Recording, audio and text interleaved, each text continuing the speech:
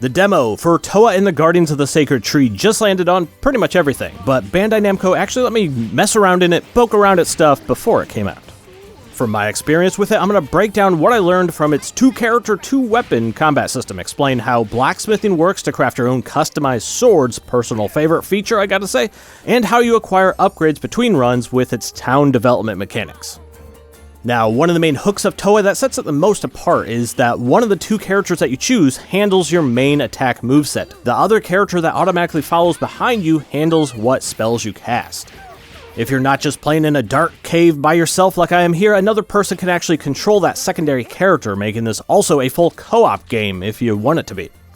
When choosing your 2-character team composition before you start a run, the hero you choose to be the red sword icon on the left is what decides how your basic attacks will work. Each hero's moveset is quite a bit different, either being more close combat focused, more ranged projectile based, weird and spinny, fast, slower, you get the idea. Character classes. And there's more than just what I'm showing here. Your main character is always going to have 2 weapons equipped, a red sword and a blue sword. The red one is your faster string of attacks, and the blue one is your slower, larger attacks that can be charged. Now, the second character you pick, the one that's the blue staff icon on the right, decides what spells you'll have. Each character has 2 different element types, and each element has multiple spells that you can unlock to change things up and cater your build to your playstyle. You can tap the spell inputs to auto-target a nearby enemy or hold the input to better time the area of effect of where it lands. Or you can click in the right analog stick to manually control the movement of your secondary character to precisely target where your spells go. This is honestly a little bit tricky to move 2 characters at once, but it's purely optional if you don't have a second human around to use. I actually found though that if you move your other character to draw aggro, you can get some extra backstab damage in, so that's one way to use that secondary hero. Or not, like I said, you don't have to control them. Another important thing to know is that your red and blue swords each have their own durability meter, which is the gauge right under the weapon, and when it's depleted, you'll deal much lower damage. You can simply swap to your secondary weapon and swap right back though to refill the durability of your preferred weapon. Or you can pop activation of your Fatal Blow attack, this yellow meter right here. It's pretty much like an ultimate ability. And after a Fatal Blow, this also fully restocks your weapon's durability. There's some reasons why you might want high durability on one of your weapons, but actually low durability on one of your other weapons, which I'll explain why in a minute. Now, jumping back to town, let's talk about how crafting at the blacksmith works, because it's somewhat involved, but in that good, addictive RPG kind of way. First of all, you pick your type of metal, which will decide the weapon's initial stats. Then the sword spiritus, which decides what type of bonus effect the sword will inherit. These upgrades you can get on your sword and character are broken down by category, and these are also the things you obtain during a run to buff out your build. If you ever get confused on the naming conventions of your sword, just look in the top left, it shows what they're called. Next, in the crafting process, you'll be able to modify individual sections of the blade. You can change its length, thickness, and depth. You can also bend some of the segments and get real weird with it, making a highly impractical crooked sword that makes up for it in personality. Now the minigames begin. First, you need to hold the left analog stick and release it in timing to land in the red section. You got that. Then you'll need to tap right bumper as the circle expands, and the outer radius that's red is what you want to aim for. Depending on how well you do, the sword will gain a higher durability stat, which is very important for the last part of blacksmithing. Early on, this next part is automated, stacking bits of metal or something, I don't know, I'm not a blacksmith. The kneading process, you'll need to time right bumper as the gauge builds up, aim for the red strip. A little hammer job and the weapon will then gain more durability depending on how well you did. Okay, for this one I hope your temporary memory is good, mine kinda sucks, but this minigame you'll need to quickly memorize the order of these panels, 1, 2, 3, 4, 5 in this case. Then when they disappear you'll need to move the icon to where they were and hit right bumper in ascending order, 1, 2, 3, 4, 5. More durability to your weapon depending on how well you did.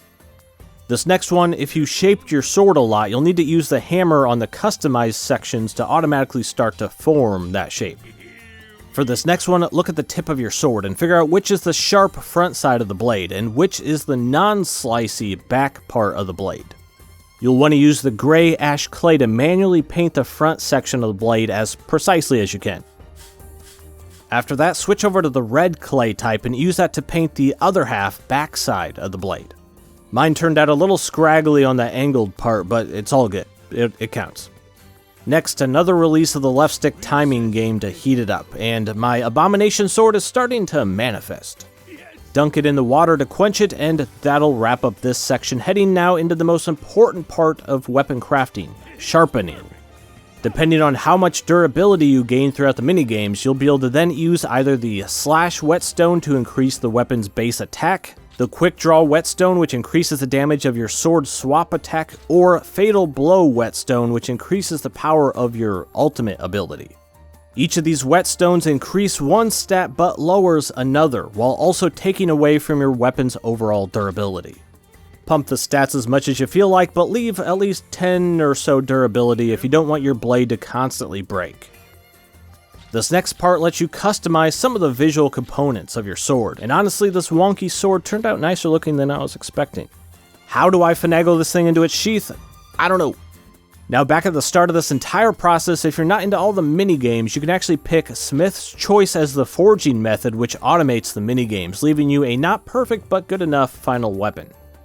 Equipping that new sword I made is going to be my main straight attack weapon, which is why I pumped it only with slash damage exclusively. But on my alternate weapon, I sharpened it down to only have one durability left so I could pump its fatal blow damage as high as I could.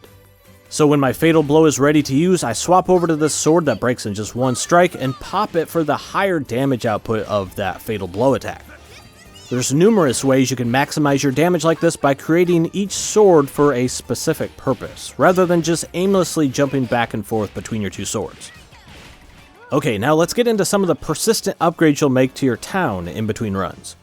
One of the things is building construction, which lets you add new buildings to your village which give passive stats or unlock new features. This shop I just constructed increases the rate in which I acquire ore, and ore is used for a lot of stuff, one of which is to increase your character's total skill points. Then you can distribute those into attack damage, health, amount of dashes, mana absorption, attack speed, and movement speed. Another function in the village is use of inscriptions. These are individual stat increases you can trade in ore for, broken down into amulet, emblem, and seal types.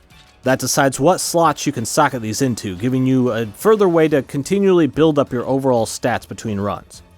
There's another way to improve yourself here by using and upgrading Grace Jewels. This lets you increase the chances of coming across certain types of upgrades during a run, while also increasing the chances of them coming in higher rarities.